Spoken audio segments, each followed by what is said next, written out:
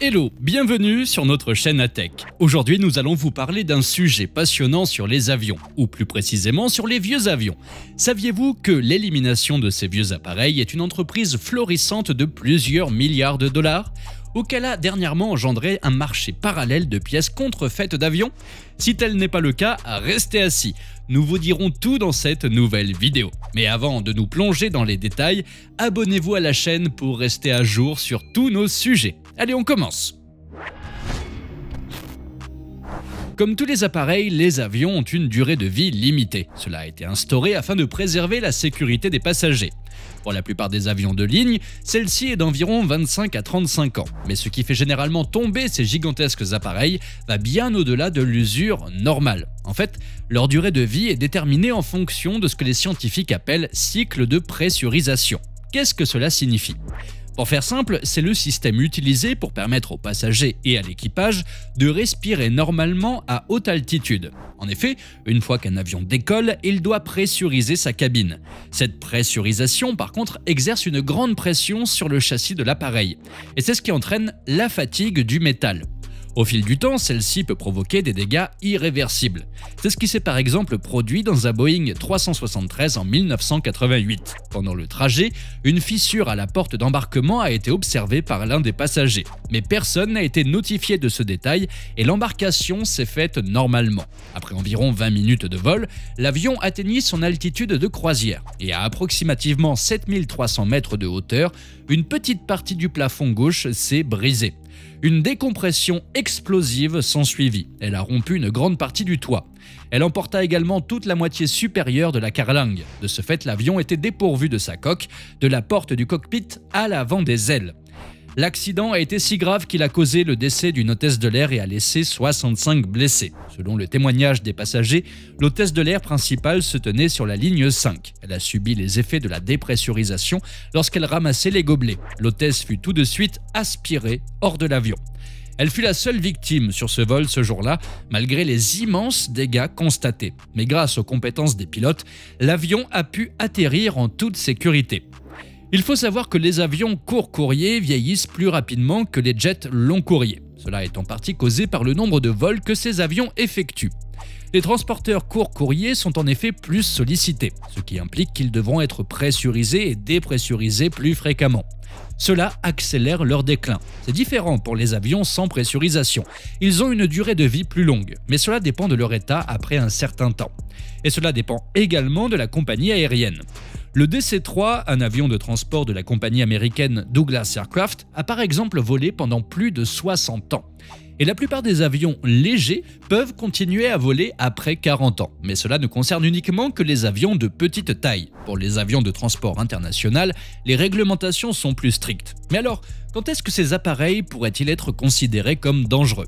En fait, une évaluation approfondie de ces avions est effectuée à mi-chemin de leur durée de vie nominale. Les compagnies aériennes, grâce à cela, peuvent déterminer si leurs appareils sont toujours aptes à voler en toute sécurité ou non. Le plus souvent, les propriétaires de ces avions choisissent de les remplacer par de nouveaux modèles après cet examen.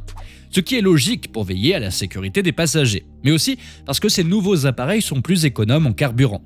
Les avions remplacés sont vendus à d'autres compagnies. Le plus souvent, ils vont dans les pays sous-développés où les réglementations en termes d'aviation sont plus souples. Certains appareils, comme les Boeing 747, sont réaménagés en tant que transporteurs de fret.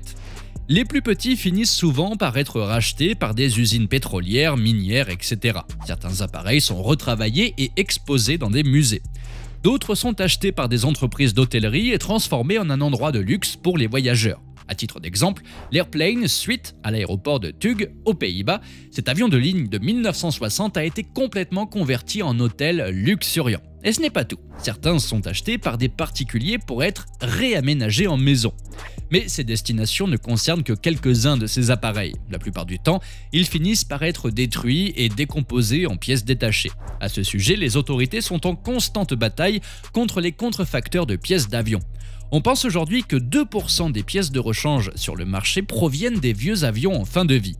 Cette pratique louche constitue une grande menace pour la sécurité des passagers, d'autant plus que les compagnies aériennes préfèrent souvent remplacer les pièces défectueuses de ces appareils au lieu de tenter une réparation risquée. De nombreux organismes essaient aujourd'hui d'éradiquer ce trafic terrifiant du marché. C'est par exemple le cas de cette start-up parisienne appelée Safety Line. Pierre Junio est convaincu que le secteur aérien n'exploite pas tout le potentiel des technologies numériques. Et c'est cela qui a incité cet ancien pilote de ligne et membre du bureau d'enquête et d'analyse de la sécurité de l'aviation civile à mettre sur pied l'entreprise Safety Line. Depuis 2010, la start-up développe des solutions intelligentes pour optimiser l'utilisation des avions. Entre autres, sa stratégie est d'utiliser la certification blockchain pour assurer le suivi des pièces détachées des avions. Cela permettra de vérifier si les pièces vendues sont conformes aux normes de sécurité imposées. En attendant d'être décomposés, les vieux avions sont mis à l'écart sur des terrains isolés. On les connaît habituellement sous le nom de cimetières d'avions. Ce sont de vastes parkings en plein air pour ces appareils. La plupart se trouvent au milieu du désert où le climat est aride. Cela permettrait de les protéger de l'humidité et des rouilles. Le plus grand au monde est situé sur la base aérienne de Davis Mountain en Arizona. Là se reposent quelques 3100 avions militaires, des hélicoptères de combat et aussi de nombreux avions de transport colossaux. Mais avant d'y être déposés, ces appareils ont suivi des traitements particuliers. Ils sont avant tout nettoyés et décontaminés. Leurs réservoirs de carburant sont vidangés et rincés avec du lubrifiant. Leurs pneus sont recouverts de film épais pour éviter la détérioration sous la chaleur. Lorsque les derniers composants précieux sont dépouillés et vendus aux plus offrants, tout ce qui reste de ces appareils est vendu à la ferraille, notamment le fuselage. Là, une autre entreprise prend le relais pour le transformer en matière première pour fabriquer d'autres avions, ou encore pour fabriquer d'autres appareils tels que les réfrigérateurs, les panneaux solaires, etc. Du côté de l'Europe, Tarmac Aerosave est une société spécialisée dans le stockage d'avions. Fondée en 2007 à Azerex, Tarmac Aerosave est devenue une référence mondiale. Elle s'occupe en effet de la maintenance, le stockage, la relocalisation et le démantèlement d'avions. La compagnie est dirigée par Alexandre Bruno et basée à l'aéroport Tarbes-Lourdes-Pyrénées. Depuis sa création, l'entreprise compte près de 321 appareils recyclés et il en reste près de 235 sur place. Aujourd'hui, elle a construit un nouveau hangar à Tarbes, en Haute-Pyrénées, pour stocker de nombreux moteurs.